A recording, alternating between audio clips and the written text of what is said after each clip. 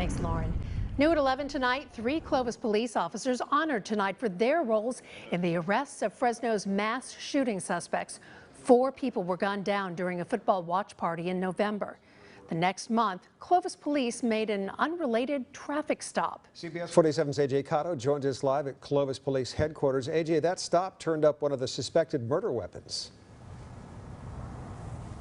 Ken, Catherine, that's right. And police say they didn't realize how important that stop was at the time. They thought that they were responding to a call for mail theft, but they ended up finding one of the suspects as well as one of the guns used in that shooting.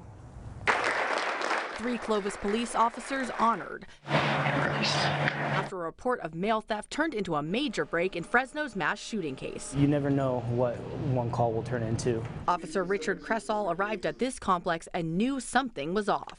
Found it suspicious that the vehicle was leaving just as we had arrived on scene. Cressall and other responding officers, Carlos Santos and Michael McElroy's instincts proved to be spot on. Once in doing a search of the vehicle, we found a modified handgun and some high-capacity magazines. The car belonging to Billy Zhang, already a person of interest in a shooting which left 4 dead and shook the community. The shooting is also personal because it hit the Hmong community. Not that any others were less important, but because it was one of the first to hit our community.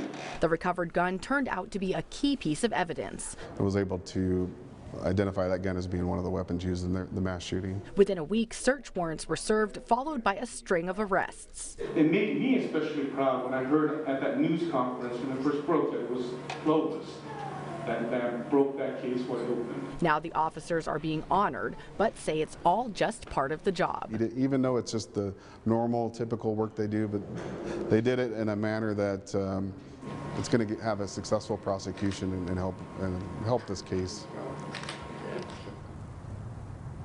And now all 7 suspects in that shooting have been arrested. They are now facing various charges, including murder. Reporting live in Clovis, AJ Cotto, CBS 47 Eyewitness News.